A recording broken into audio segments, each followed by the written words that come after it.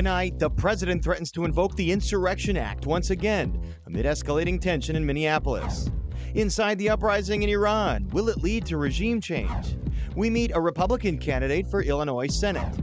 And AI misinformation is taking over social media on big stories like the Minneapolis shooting and the sacking of Maduro. How to spot the fakery. And welcome to the Chicago Report. I'm Schutz. President Trump amps up his threats to invoke the Insurrection Act if the unrest caused by aggressive deportation efforts don't calm down. Now, according to UIC law professor Stephen Schwinn, the Insurrection Act has been invoked 30 times in U.S. history, most recently in 1992 during the Rodney King riots, with the cooperation of California's governor at the time. If invoked, the president would have the authority to deploy the National Guard and U.S. military personnel onto American streets to enforce federal civil law, although Professor Schwinn tells us it is not the same as martial law. Schwinn also says there's not a cut-and-dried legal standard to determine what an insurrection actually is in the legal sense, but he predicts courts would defer to the president. Still, he says he doesn't believe what's happening in Minneapolis rises to the level of needing the act invoked.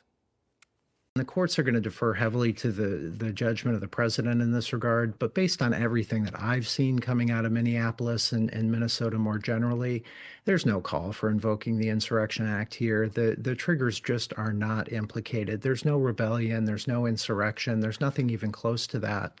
And moreover, to the extent that there is, violence or unrest in Minneapolis, for example, many would argue it's the federal government's own doing.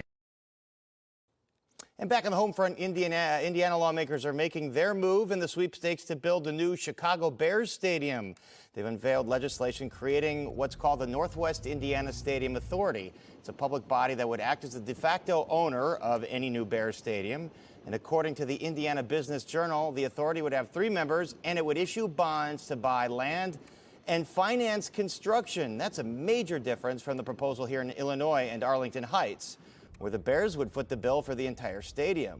Legislation to give them the ability to negotiate property tax rates here has been stalled in the Illinois General Assembly. And the way I read what's coming out here with the Indiana Business Journal, it looks like Indiana would pay for the stadium. They would own it, the Bears would pay rent, and then perhaps own the stadium outright at some future date, although with public ownership, it means the Bears wouldn't have to pay any taxes on it. So significant cost savings, it looks like, in this proposal out of Indiana. As you might be aware, there are some elections taking place this year, very crucial 2026 midterms, and among those, the race for an open U.S. Senate seat in Illinois, thanks to the impending retirement of Dick Durbin. The Democratic primary is closely contested, but what about on the Republican side? We've already met one declared candidate, Don Tracy from downstate Springfield, and now we introduce you to another one, Jeannie Evans, who is from right here in Hyde Park. She is an attorney, a longtime attorney here in Chicago. Jeannie Evans, thank you so much for being here. Thank you for having me here. All right, when you look at the landscape here, this is a blue state. It's a midterm off year for the president's party, which typically means the party out of power does better. That would be the Democratic Party. So how do you get through those headwinds? You know, I understand your point about often in the midterms this happens, but in Illinois, we're going to flip the script, because in Illinois, the problems are with one-party Democratic rule. We've seen under one-party Democratic rule, we've seen high prices, we've seen high crime. They have not been these problems have not been solved by J.B. Pritzker. They have not been solved by Mayor Johnson. And members of the state of Illinois are looking for new leadership. They're looking for new answers. I'm bringing those answers, those conservative principles of reducing government, reducing regulations so that small businesses can thrive, helping to promote small businesses and promote job creation and growth for Illinois. That's what people are looking for. And obviously the pocketbook issues drive most elections, but right now immigration is such a hot topic. Even today, the president threatening to invoke the Insurrection Act. Do you believe that's something the president should do to kind of centralize that kind of authority over what's happening in Minneapolis? Look, I think that the issue of immigration is something the president has worked on. He's done successful work securing the border and stopping the flow of illegal immigration into our country, which is very important. The incidents that have happened in Minneapolis are very sad and very hard, but part of the problem is that local government leaders are encouraging people to combat against the federal officers. Like, we have immigration laws. We have to enforce our immigration laws, and leaders should not be telling people to take action to harm federal law enforcement officers. Although what local leaders have said is film them, protest, express First Amendment rights, do it peacefully. They've not expressly condoned illegal actions or assault or anything like that. So where's the line here between the federal agents respecting the First Amendment, respecting the constitutional rights of people to protest, versus having to carry out these deportations? Yeah, so it sounds like we agree that protesters should not take any physical action that puts federal officers in harm's way. They shouldn't be taking any illegal action to harm them, to injure them, and local law enforcement should protect them if they have need. Like, if they call for help, they should be backed up. And that has been a big issue of contention here in Chicago, for sure. Let me ask you this. Again, running as a Republican, it looks like the Republican Party is still, for the most part, in lockstep with President Trump, with some cracks in the foundation here. I want you to tell me the areas where you disagree with President Trump. You know, I just want to say there are so many things that the president is doing that we need. We need to reduce crime levels in Chicago and Illinois. We need to reduce taxes and reduce the cost of living, and the president is working to do those things. I am ready to go to Washington and work with the president to do the things that the American people need, and that the people of Illinois need, to make our state more competitive with jobs, to make us safe, to make our community safe. I live on the south side of Chicago. I'm a mom. I have 4 children. My husband and I have raised our family in Chicago. They've attended Chicago public schools. We've participated in our church community, and we've had wonderful experiences, but I've also seen firsthand the devastating impact of crime. I've had too many friends who have lost loved ones, I've attended too many funerals, and we need to take action to make our community safe. And some of this crime is the result of failed leadership from the Democratic Party, and we need to change that. And there certainly is a lot of discussion about what happens here on the local level in terms of folks being released from jail, but that's not necessarily a Washington issue so much as it is an issue here in Cook County. And at the same time, the mayor's talked about the fact that crime, although a persistent problem, is down, violent crime at 1965 levels. So have they had some success, and what do you attribute that to, and what would you continue to make sure that trend continues in that direction? Again, yeah, at the federal level, I think we can have some influence. I would want to cooperate with, build cooperation between local and federal enforcement, and there is a lot more we can do. Our communities are not safe enough. We need to increase the presence of police officers in the streets. We know that the presence of more officers reduces crime.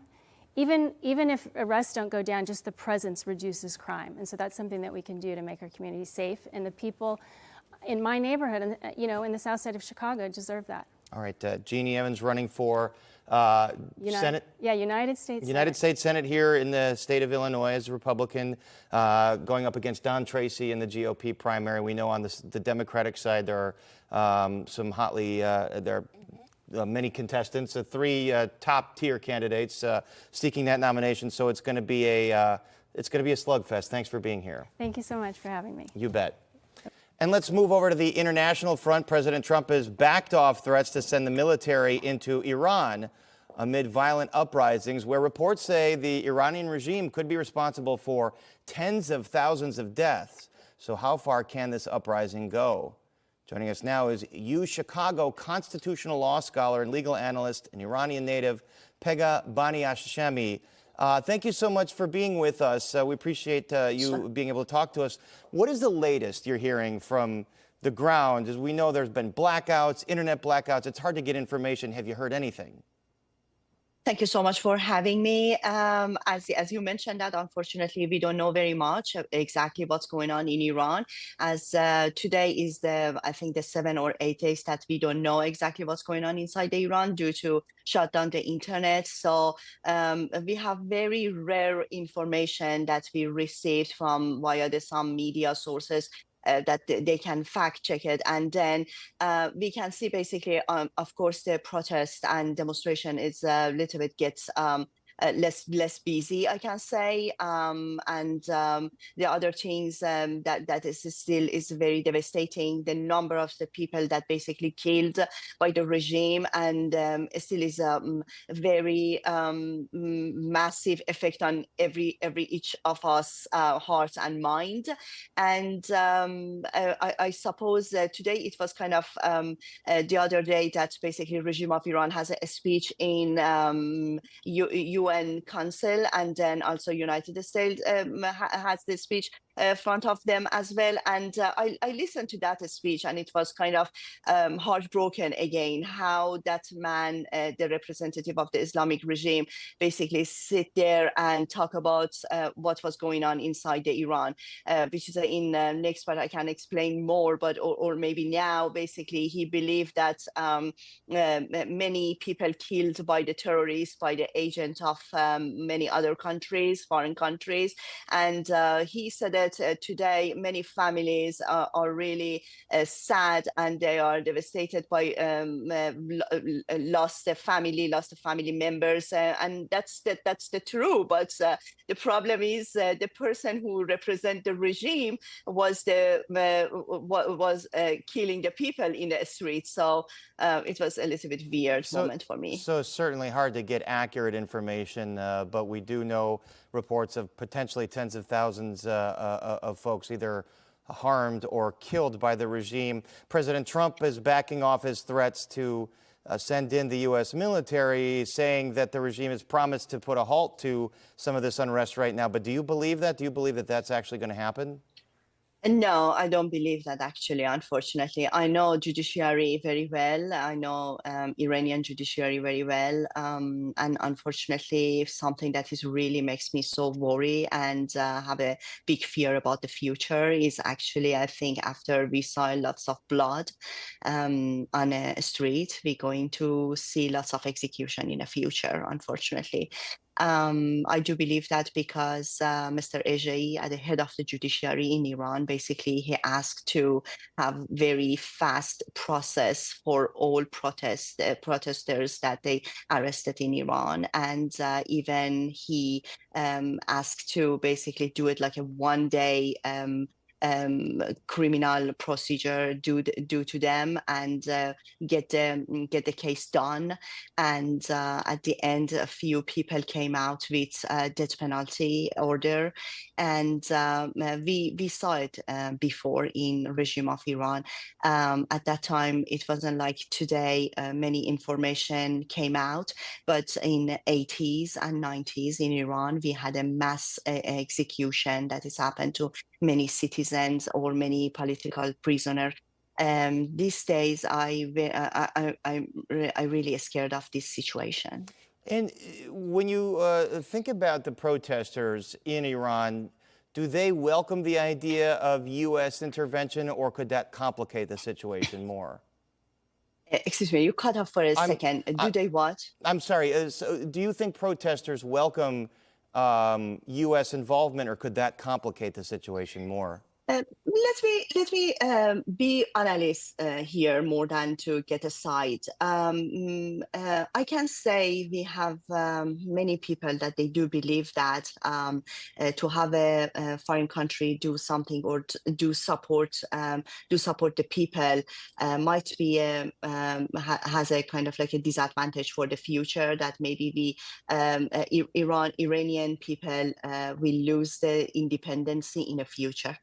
But unfortunately, due to the situation that we have these days in Iran, I can hear that many people do believe that we really cannot get rid of this regime. We cannot have the regime change unless somebody in a bigger hands come and help us. still is a big discussion between the all opposition, between the all people regarding these matters.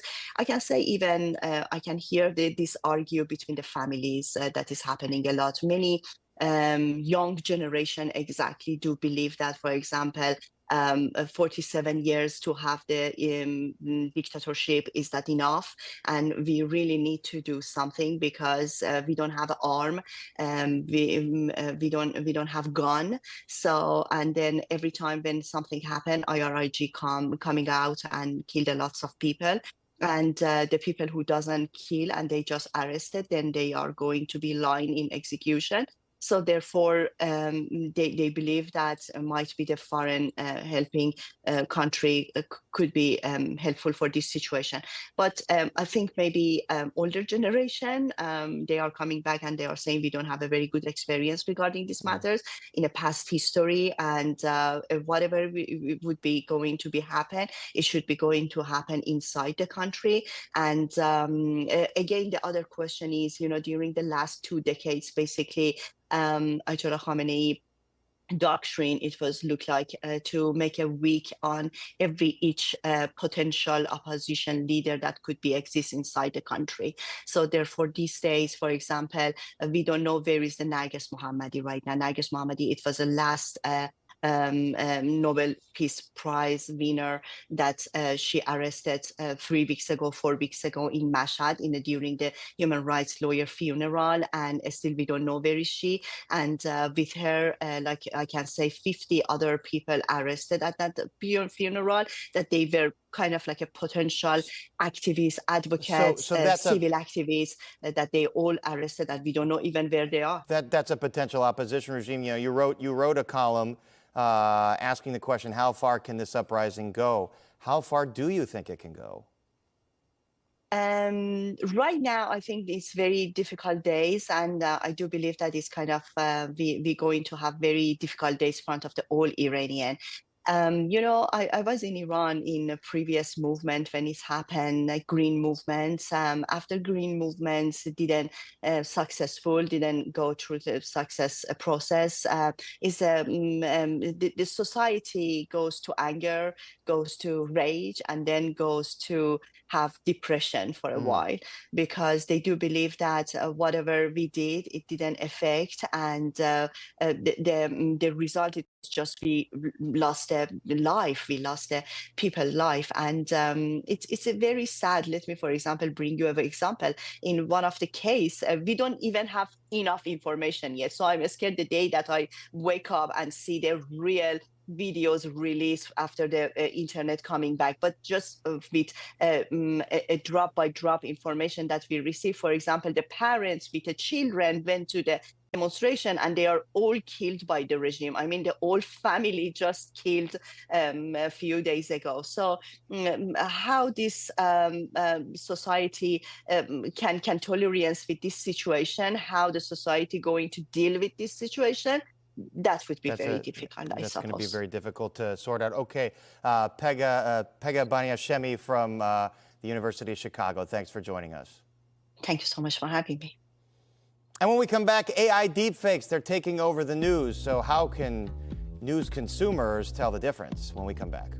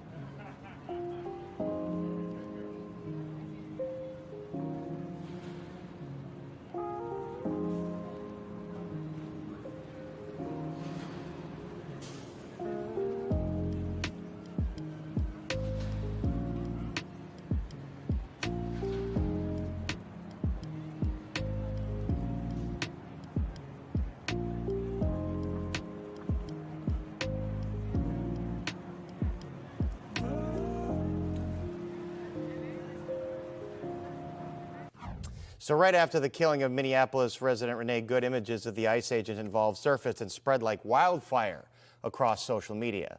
Problem is the images were AI generated and fake, and this is part of the growing problem of AI generated misinformation, confusing and inflaming tensions in an already confused and inflamed country. And joining us now is James Warren, executive editor of NewsGuard, an organization that does its best to help citizens differentiate between fake and real news, which is a very difficult task these days. Jim, thanks for being here. Sure. Tell us, what is the average American consumer to do with all of these fake videos and images so readily available? It's close to impossible. Even trained reporters like us may take, hours to figure out that something's a fake. It's getting more and more sophisticated.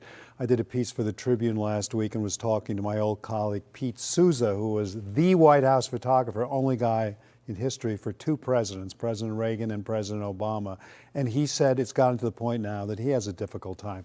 You were talking to the professor from the U of C just before about what's going on in Iran, and in recent days, millions and millions of folks have seen totally fake videos from both pro-regime folks and anti-Iranian regime folks. The anti-Iranian regime folks have had videos of seemingly valiant female protesters smashing the windows of cars of the military.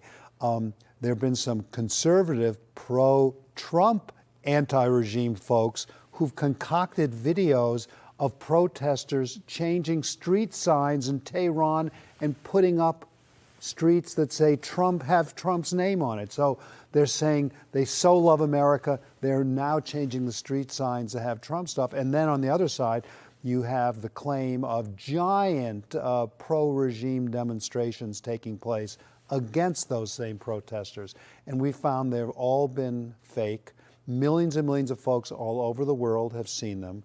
And for your average person, it's really, really difficult. The average person, scrolling through Facebook or Instagram, thinking it's all the same. Who are the biggest culprits here? Are there a select few folks that take these fake images or images that are out of context to try and create propaganda or misinformation? It ranges from folks who just want to have fun and create a phony video, maybe a benign video of a child knocking on a door and asking to be let in and saying he wants his snack.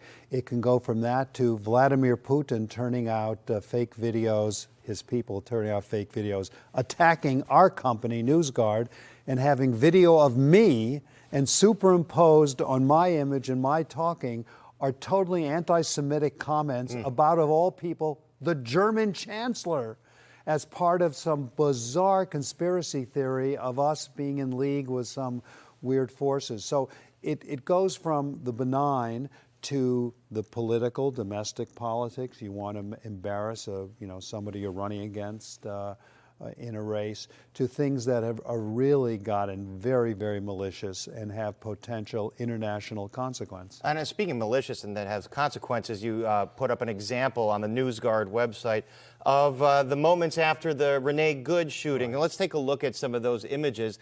There were some clearly AI-generated photos of the, well, here's some video that's clearly AI-generated, and then there were some photos of the ICE agent who shot Renee Good and photos of his face. There we go. That's not really him. That's not a real person, is it? No, it's not.